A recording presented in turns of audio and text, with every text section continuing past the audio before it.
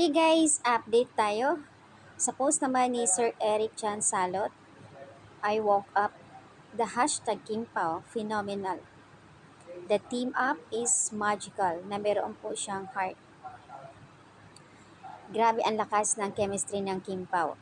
Kaya naman, ang mga Kimpao fans, samot-saring reaction at nag-engage dito sa post ni Sir Eric. And this is because of Sir Dio, and he has the sweetest smile right now, Sir AJ. And he is truly a visionary. A wonderful morning to you, Sir Eric. Nakitaan kasi sila ng potensyal, kaya yun, ang lakas talaga nila sobra.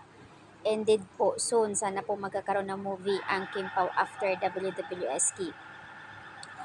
Ito naman ang mga post ng Kim Pao fans sa comment nila dito sa post si Sir Eric. Good morning, Sir Eric.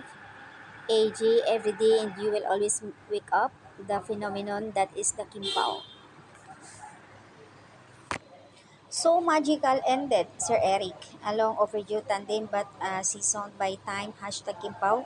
The two people brought together and ignite passion, love, and the belief of destiny. And safe to say, much made in heaven. Undeniable talaga, super phenomenon talaga ang Kim Pao, ang lakas.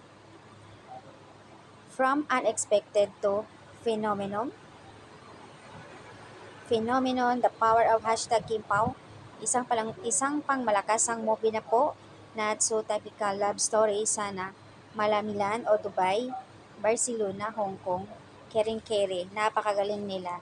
Sobrang bagay talaga sila sa isa't isa. And I'm so thankful to Sir Dio for what he did and he built up legacy na hindi namin makalimutan. Hoping po na ipagpatuloy niyo po ang tambalang Kimpaw, no Sir Dio, and I'm so happy. And also hashtag Kimpaw. Maraming salamat po Sir Eric at andyan ho kayo for Kimpaw. Sana po big screen next Kimpaw and sobrang lakas po talaga nila. So ayan yung update guys sa post ni Sir AJ. Natutuwa lang naman siya na pagising niya laging trending at talagang kahit saang account, kahit saang social media talaga namang pinagpipiestahan ang Kimpaw.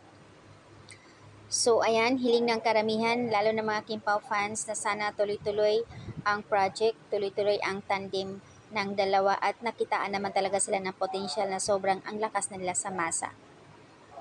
Ika nga kilig overload para sa mga Kimpaw fans at sa ibang mga netizens.